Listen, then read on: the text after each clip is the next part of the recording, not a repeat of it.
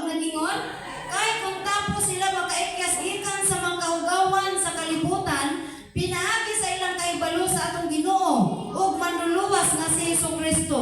Sa diha mga kaigsunan nga kita nidawat kang Kristo, na mensahian, nawalihan, gidawat nato si Kristo, pinaagi sa santos nga bautismo, kita mahimo na nga mabago.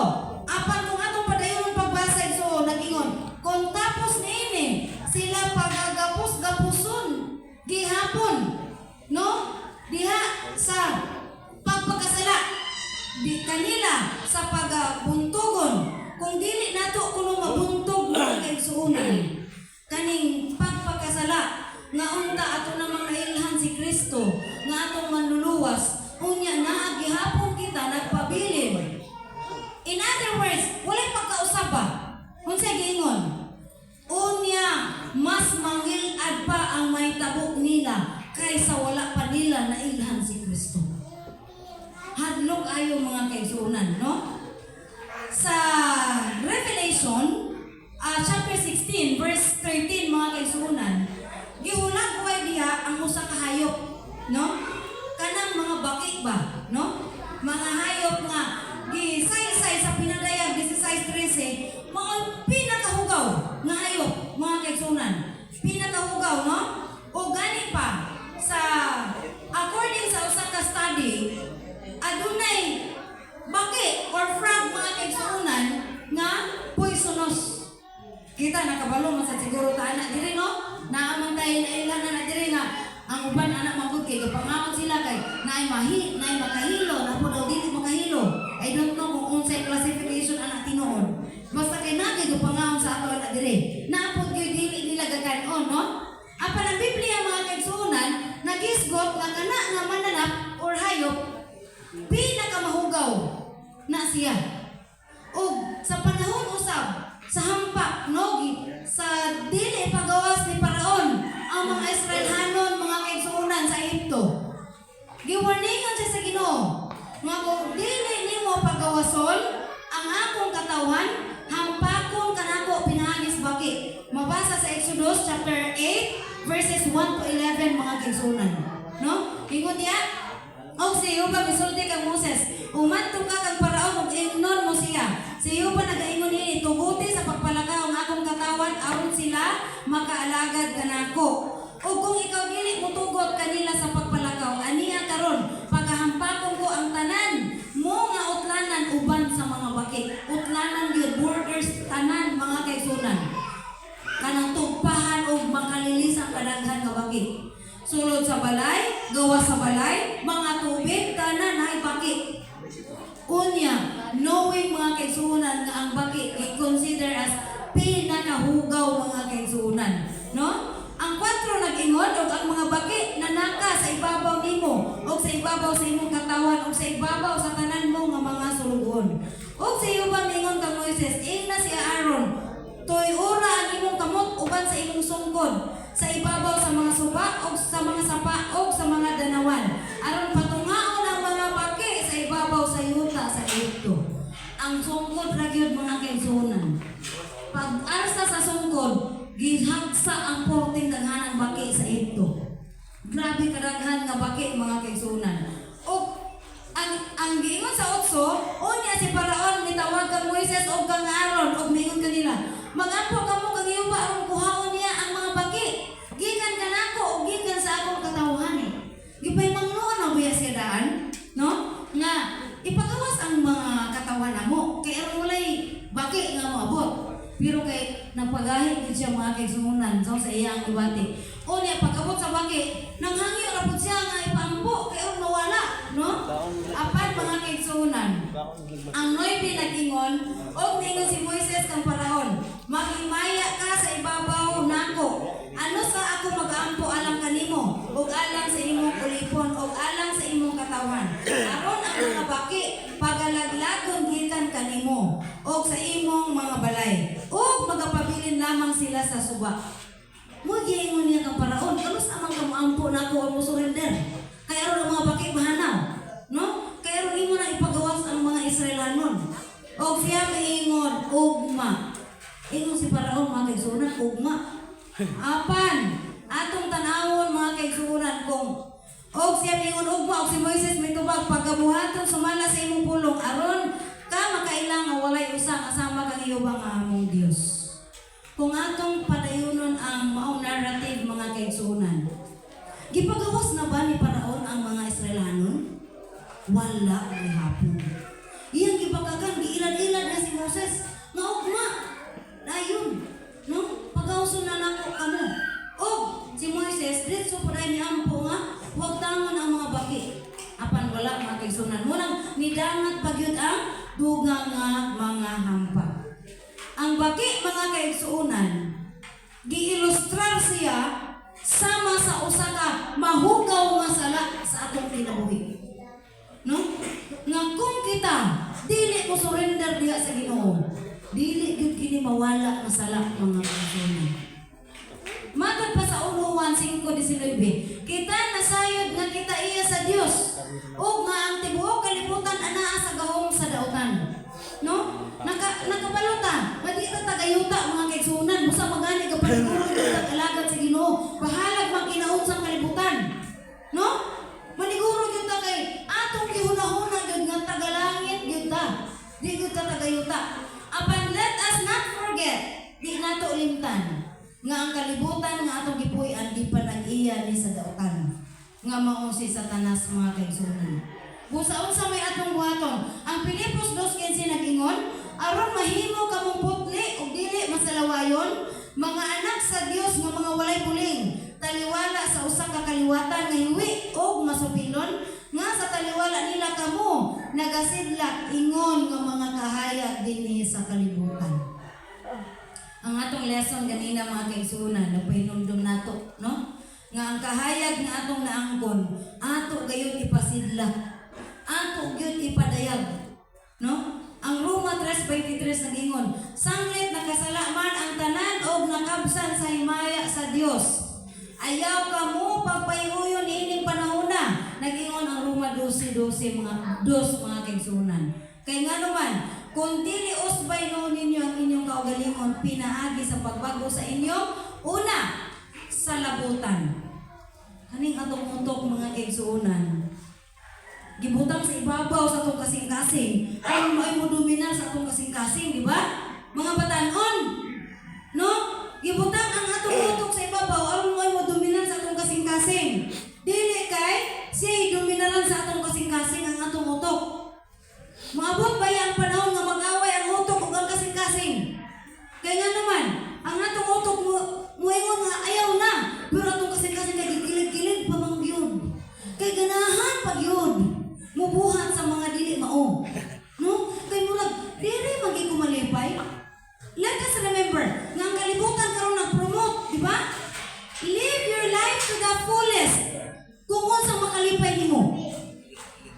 And remember, nga kana siya nga basis, kasing-kasing na walay una-una. No? Kung atong pasulabiyon, atong pagbati mga kaigsuonan, di nato gamiton ang atong una-una. Nga giprograma na nidaan sa Ginoo, nga mao gyud nimo sunod. Ang atong kasing-kasing sa atong una-una, dili gyud tama. Himo nga kalikay sa kalibutan. Pinaagi sa pagbago sa inyo sa laputan aron inyo masuta kung unsa ang maayo o ginangpunon o hingpit nga kabubuton sa Dios. Sa akong pagtrabaho mga kaigsuonan matag adlaw, I know for myself kung unsa ko o kinsa ko. Dili pud biatihaw mga kaigsuonan ang akong nadakan. Kay nagdako ko sa panimalay nga puro isog ba? Na bitaw, wala istorya nga hinahinay isog yun. Kanang pagmata nimo, wala man mo na. Pero normal naman dito. Normal naman dito mga kaigsuonan. Pag ato din ako sa kalilangan, ay ma'am, hindi ka lang gid magpati kay amugid kaning mga hinay kayo. Kang mga Ilonggo, mga Iligay, no na? No? Mga ingana sila mga kaigsuonan. Ang akong amahan Ilonggo, pero karay utong pinagahit kayo. Ay, ang Iligay nun kay pinalumay-lumay manggid kayo. Ay ma'am, nag-snack pagid kami, kay gutom nagid. Kay ingana mga kaigsuonan, ang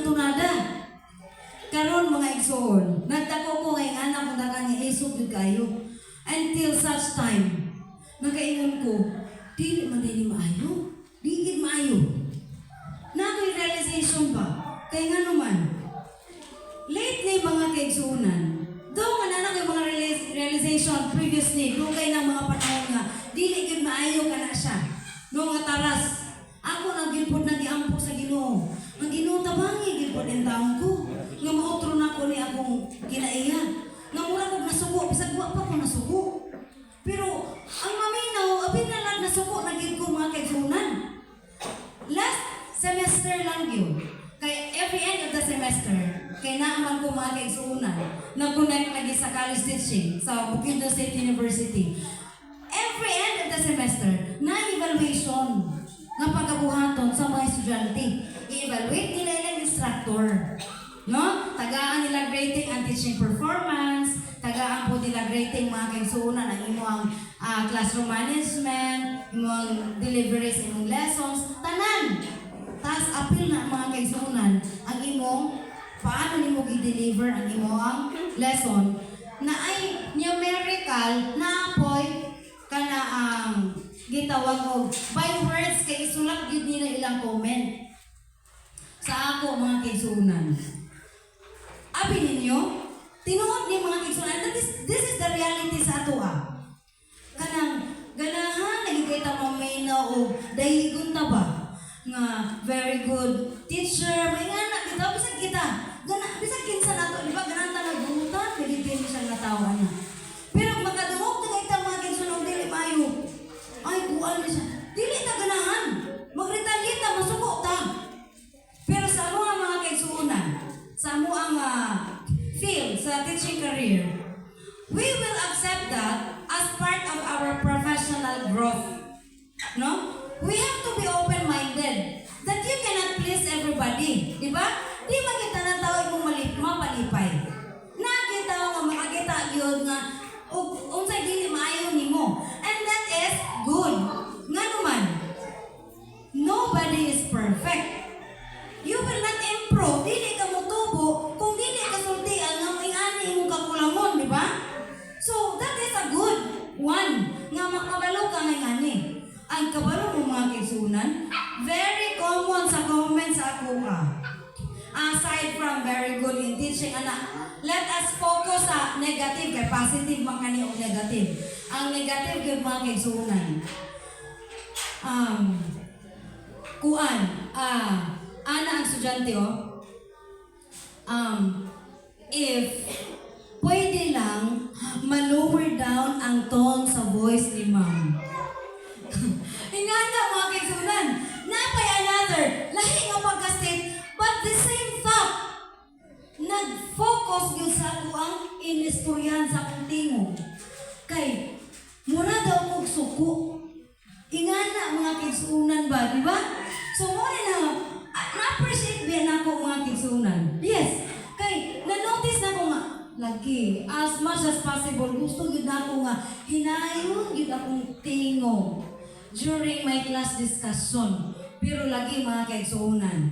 Kay kana bitaw, dili na nimo mabantayan ka, na nabitaw ka sa kanang very kuan na bitaw, kanang murag na overwhelmed ka na sa imong discussion ban. Nalimot na ka nga, mura na madikog na suko. No? Unya, there were times for mga kaigsuunan nga mag-consultation ang estudyante, muadto sa faculty room, muadto sa akua. Unsa may imong problema? Abi ni nila og nasuko nako, mga kaigsuunan, no? So ingana, di ba? And that is a good kana comment for my own professional growth, no? So sa ato abot mga kaigsuunan, kung kita mapahinumduman, kung kita maistoryan, dili nato din na siya ikasakit. Kay it is where we will grow. Diha na nga paagi yun mga kaigsuunan, mo improve kita sa atong pagkinabuhi. Ang Isaiah 59:1 paingon sa 2 mga kaigsuunan nagingon, ani ang karon ang kamot niyo ba wala pamuti aron kini dili makaluwas. Grabe ka klaro man kaigsuunan. So taas yung kayo kay ang tanan tao gusto gid niyang kabuton, no? Gikan sa pagpakasala. Ni pamugaton ang iyang idulungog aron kini dili Wala yun mga kaigsunan. Ang Ginoo pirmi open arms and open ears to listen and to help sa iyaang mga katawan. Ang Diyos nagingon, apan ang inyong mga kasalanan, maoy nakapahamulag kaninyo o sa inyong Diyos. Unsa man di ay ang makapahamulag nato sa Ginoo? Ang atong mga sayop, ang atong mga kakulangon. Dili na kita makabasa Biblia, kay nagsige na lang tag Facebook, sige cellphone mga kaigsunan. I keep on telling my students, okay, kanang every sugod sa klase mga kaigsunan, first day of class, I conducted a class orientation. O gina-emphasize yun nako, gipanako yun nako mga kaigsunan, kining gitawag self-awareness and self-discipline. Kaya ang tanan akong paghago o discuss among lesson, kung wala kini sila disiplina sa ilang kaugalingon, it will be in vain. Mahimong kawang yun ang tanan. Nga naman, nag-discuss ka na isigig silpon-silpon, nagdula pag yung email. Uy. Pwede. Yes, and that is true. And that is the reality karon inside the classroom. Unya kay ako, kay duulon man din ako, kay mag-discuss mo mga kaigsunan, di man ko magpundog sa tunga, maglakaw-lakaw man gyud ko. Bisan mag-implement ko assessment activity, mag-quiz, mag-exam. Ang kapangupya, paningtong gyud og dagko, kay di naman ako biyan sa lingkuranan. Dagko na rin ging singo. Oh, kay di naman gyud kumupya, hangtod di niya kumuton iya ang kudigo. Tinuod na mga kaigsunan. Ang pinaka-importante manggod, no? Sa ato karon, makahibalo kita unsaon nato nga madisiplina ang atong kaugalingon aron makalikay kita sa sala. Kay bisan pa unsaon kita og sulti nga kani sala ni, kani dili ni sala, pero wala ta kabalo unsaon nato na siya pag-implement sa atong kaugalingon, mahimong kawang ang tanan mga kaigsunan. Yes. Unsaon man di ay? Sa akong estudyante, gina-encourage na ko sila, first day of class, pagbuhat og time management chart.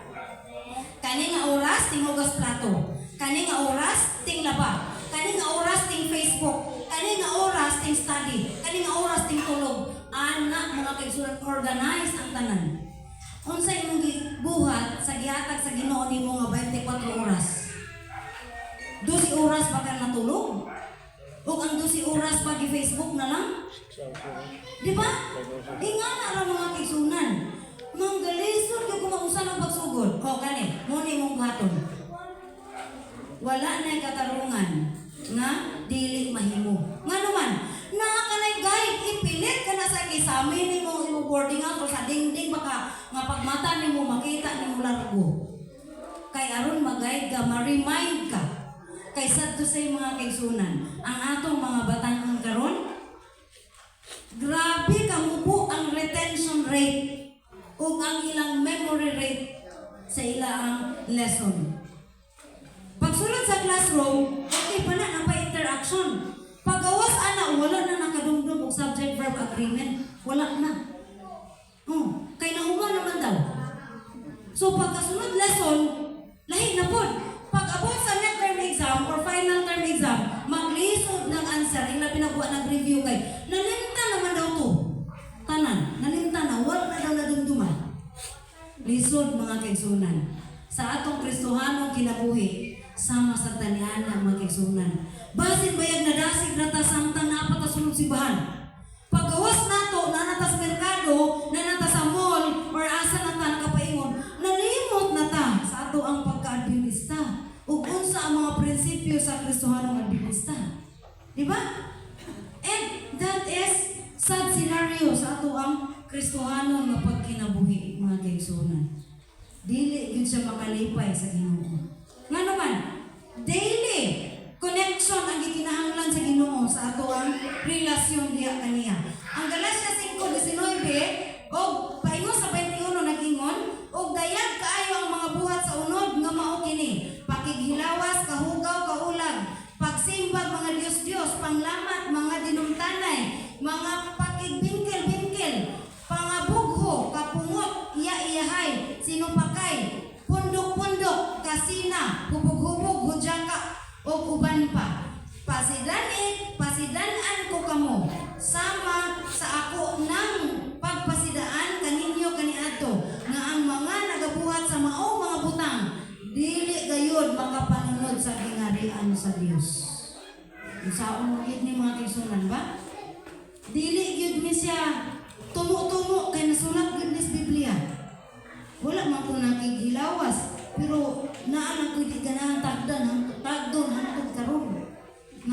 inyong tanay mga kaigsunan, daghan kayo, no? Dili man po ko gasimba og mga Dios-Dios, pero dili lang ko ganahan mutuman sa akong ginikanan. Masinupakon, diri sinupa kay mga kaigsunan, no? So walay gihapon na iluna di ay sa gimarian sa Dios mga kaigsunan. Apil man diri ang pangabugho makalilisa ang mga kaigsunan. Roma 6:23 nag-ingon, kay ang suhol gikan sa sala mao ang kamatayon. Apan ang walay bayad nga gasa gikan sa Dios mao ang kinabuhing dayon diha kang Kristo Jesus na atong Ginoo. Sa atong Kristohanong pagkinabuhi mga kaigsunan, dili ang Ginoo personally muduol nato ang lisuon atong utok. Nga uy, ikaw balaglungon jud ka nga Adventista, lisuon mo utok ang mabutan. Dili mga kaigsunan. Kita gayud ang magpili. Kita ang mag-decide. Nasubo ko mga kaigsunan. Kay niadtong naging adlaw, nagbisita ko sa among kanang usa ka igsuon. Kauban to namo sa unang grupo diri sa mga tahay. Unya, bago pa gito sila mga kaigsunan nga Adventista. Na kung sani, nasulayan sa kauban ra pud nga Adventista, pinakasakit kay igsuon ra pag yun niya nga mao'y nagpensahe nila. Aron mahimo sila nga Adventista, mao ra po'y nisulay. Karon mga kaigsunan, yadtuan ako kay sige ginako na sila bisitahan ng tawo mga bataan na.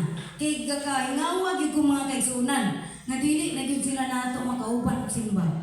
Abi ninyo mga kaigsunan, na iingon naman gid ang asawa. Abi ninyo nilang kay giignan man ako siya. Kay naani sa merkado na puyo niya. Pagkatintan na pamaligya og Sabado. Na. Yung din ko nga. Unsa pud imong gibati be nga namaligya kag Sabado? Insya nga. Sa una nilang makonsensya pa man ko. Karon kay murag di naman. Uy, delikado mga kaigsunan. Naanad na. Ingon din ko nga. Mao ba? Wala gyud nalipay gyud nag-uol gyud kay Ginoo be. Nag-uol gyud kay sanan siya. Nga maging anak ta. Unya ingon din siya nga. Ingon din ko nga. Mas dako ra bagid kayo ang atong sala kung nasayod na ta. Unya atong gihapon gihimo. Nga nasayod man ta nga sala gyud. Dako kay atong tulubagon na nasa Ginoo be. Ingon siya, lagi ni nang may pagod kung wala ko nasayod. Na. May pagod kung wala ko walihin nilang atin ni nang. May pagod kung wala sila nanguli diri. Aw ilamin na walihan. Kay wala gid ta mi nasayod karon. Lisod mga kaigsunan. O kanang makalilisa nga kahimtang sa Adventista kana. Nabati na ako mga kaigsunan ako kakuyaw na ba ni? O gabi ninyo mga igsoon, ako na lang yun siyang gibawi. Gigna na yun ako siya nga. Happy ni mo bin? Palangga yun kayo sa Ginoo. Kaya nga naman, iyag yun ka mong gitawag. Iyag yun ka mong minsahian aron makabalos ka maturan. O kung atong una-unaon, dako kaya nga atong benepisyo nga gipalangga kas Ginoo kaysa wala ta niya gipalangga ako gipasagdan ta niya sa kalibutan. Luod di kay takahimtan. Naghinuktok siya mga kaigsunan. Busa, abi ninyo mga igsoon, kita nga naglingkod karon diri. Daghan pagkikita responsibilidad sa mga tao nga naa sa atong palibot. Bisan man lang atong mga kaparintingan. Dako pagay kayo mga kaigsunan. Munang ato gyud nang ipadayon ang kampo sa Ginoo ang taon. No nga ato gyud na silang makapot kung dili magaling kita. Padalaan gyud sila mga tao sa Ginoo nga mao makapot nila balik diha sa sabagan sa Ginoo. Ang Roma 6:16 mga kaigsunan nag-ingon, wala ka ba kabumasayod? Nga kung itugyan ninyo ang inyong kaugalingon, ingon nga mga masinugtanong ulipon ngadto kang bisan kinsa. Kamo mga ulipon niya nga inyong ginasugot. Mga ulipon nga iya sa sala nga naghatod ngadto sa kamatayon o iya sa pagka masinugtanon nga maghatod ngadto sa pagkamatarong. No? Wala pa daw ta masayod mga kaigsunan. So, I hope nga klaro kayo karon sa atong una-una. Klaro gyud kung unsa ang atong goal, nganong nahimutang Adventista o unsa atong purpose. Nganong nga nahimutang Adventista mga kaigsunan. Kay lisod mga lagad sa Ginoo kung hangtod karon wa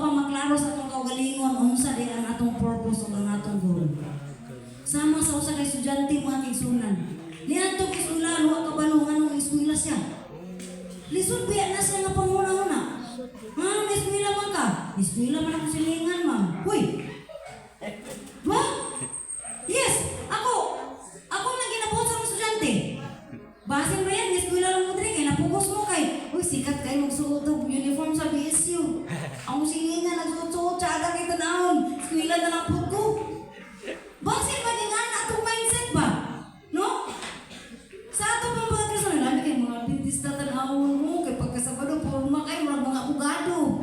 Marag mo ato og asang parte, kay grabe ka, Juan, mga Adventista na lang po ko, masimba na lang po ko, ay, lisod ka na siya nga una-una mga kaigsunan.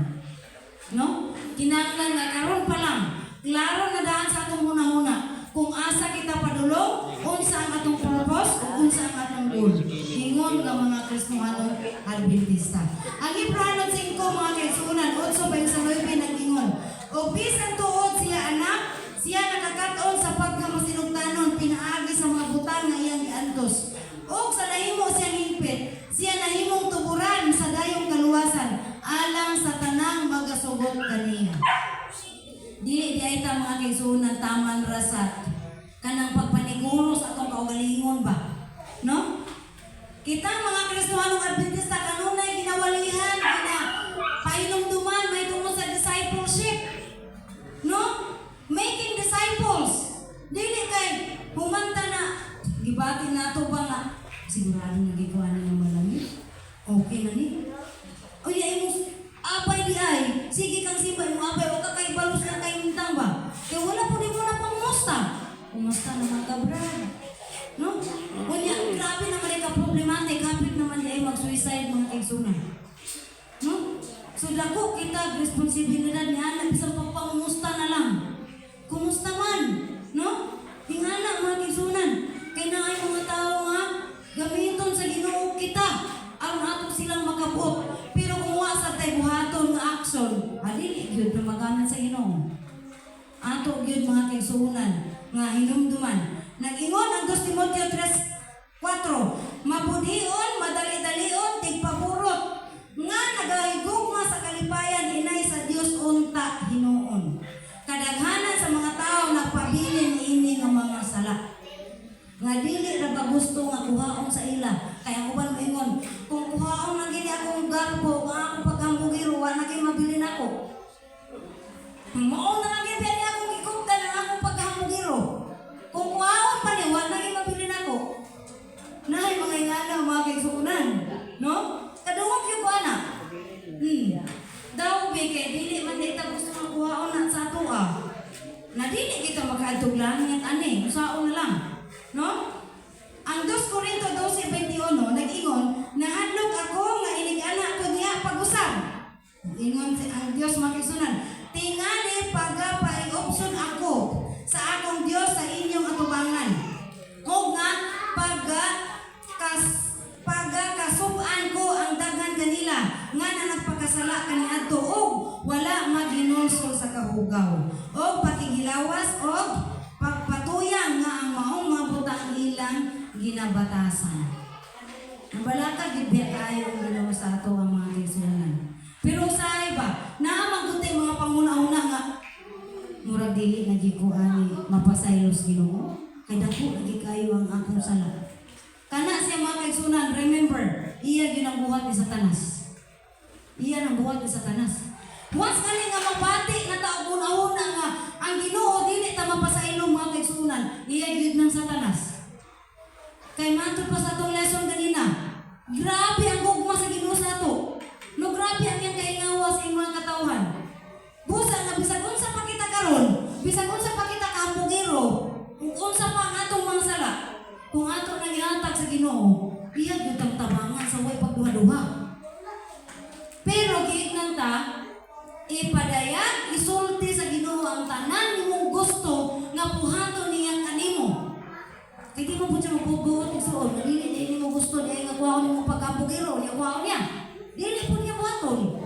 Dili kinahanglan gyud nga ato gyung kagustuhan mga kaigsunan.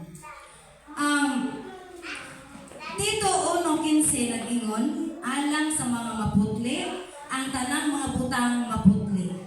Apan alang sa mga mahugaw, o dili matingon, walay bisan unsang butang nga maputli. Hinunoa ang ilang mauna-una o kaisipan mao ang mahugaw. So dili gyud pwede mga kaigsunan nga magsagol ang mahugaw o maputli. Dili gyud. Sama ra na bitaw sa nga wagi purgatorio, langit yuta ra gyud, wagi purgatorio. Mao ra gyud ang pagkaistorya. No? Basta nga nga okay ra man eh kay simba mong pukuon niya. Okay ra ni karon nga magwara-wara lang sa ako bisan Sabado na ron gyud kay Perlas naman sa gabi eh. Ugma simba mong puko.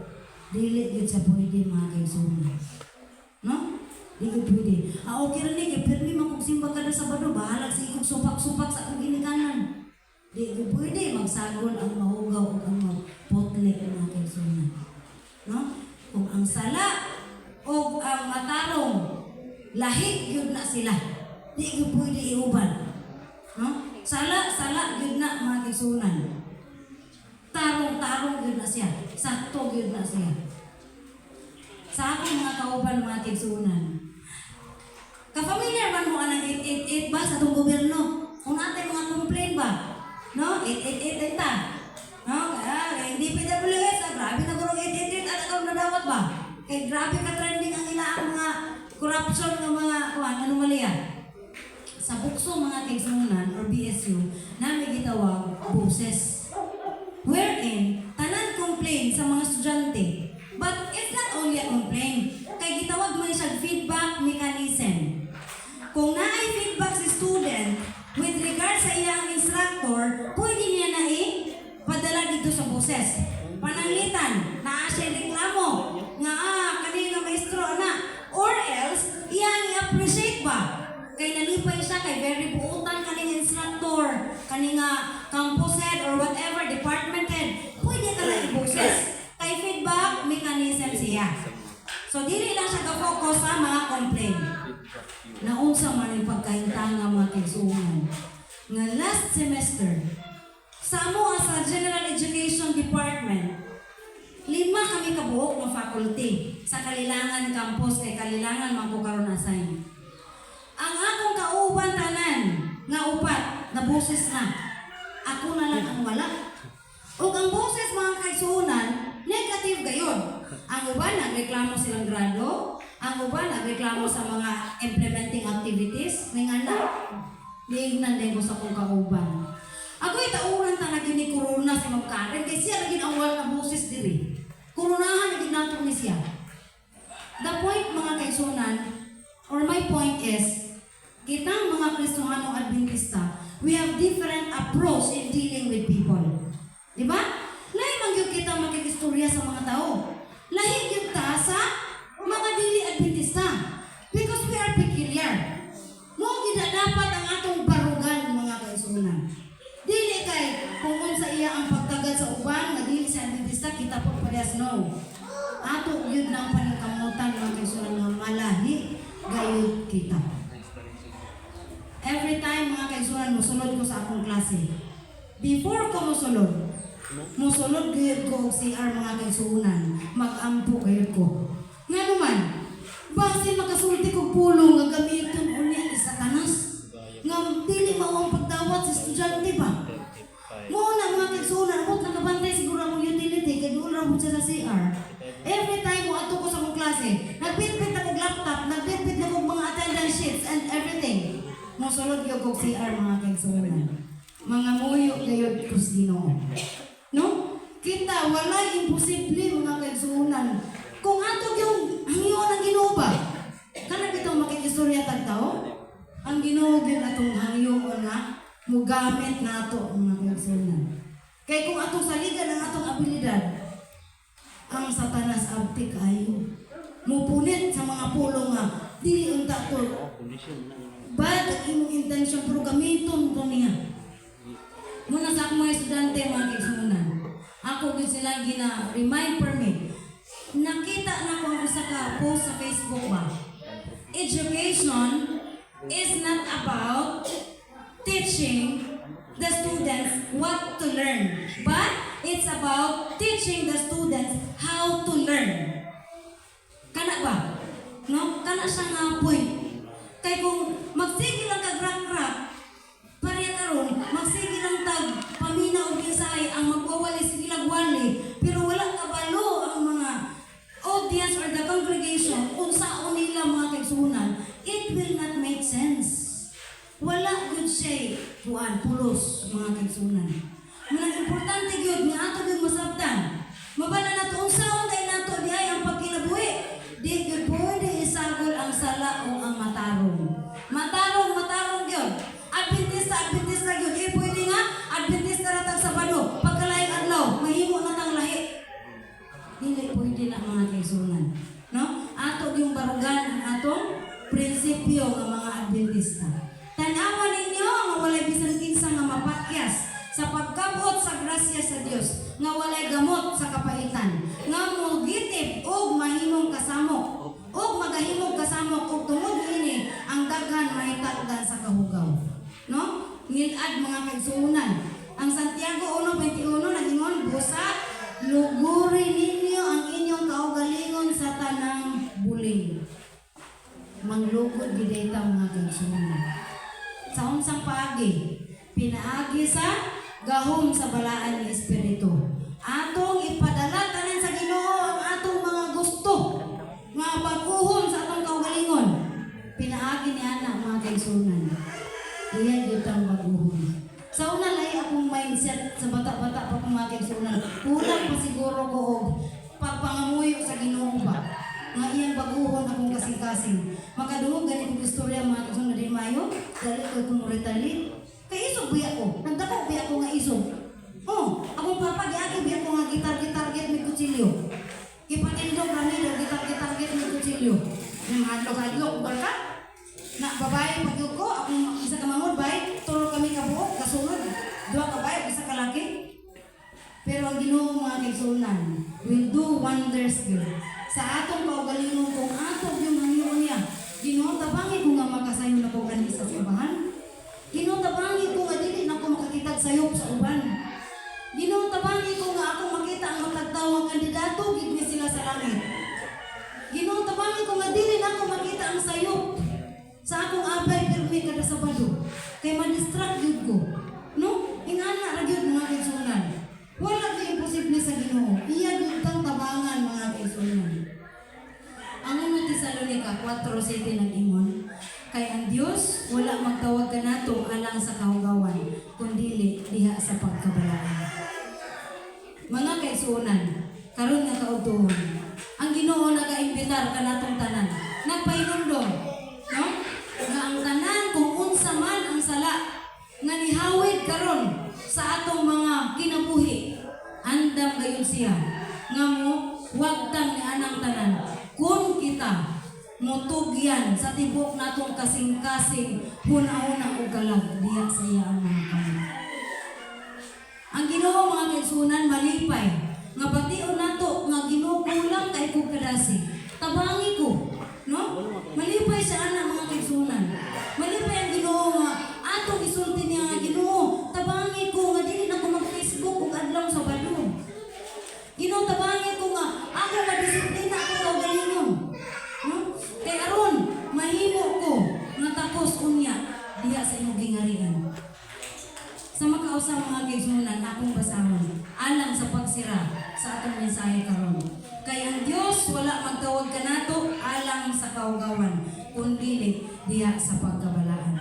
Hinaot nga ang Ginoo magpanalangin sa iyang pulong karong kautuhon ug ato untang mabati nga siya gayon nagkaimpitar kanato ug nagakonbiktar sa atong hunahunag kasing-kasing samtang kita magapadayon sa pag-alagad niya niining nagkainapos ng mga panahon. Maayong modto ug happy Sabbath man sa inyo.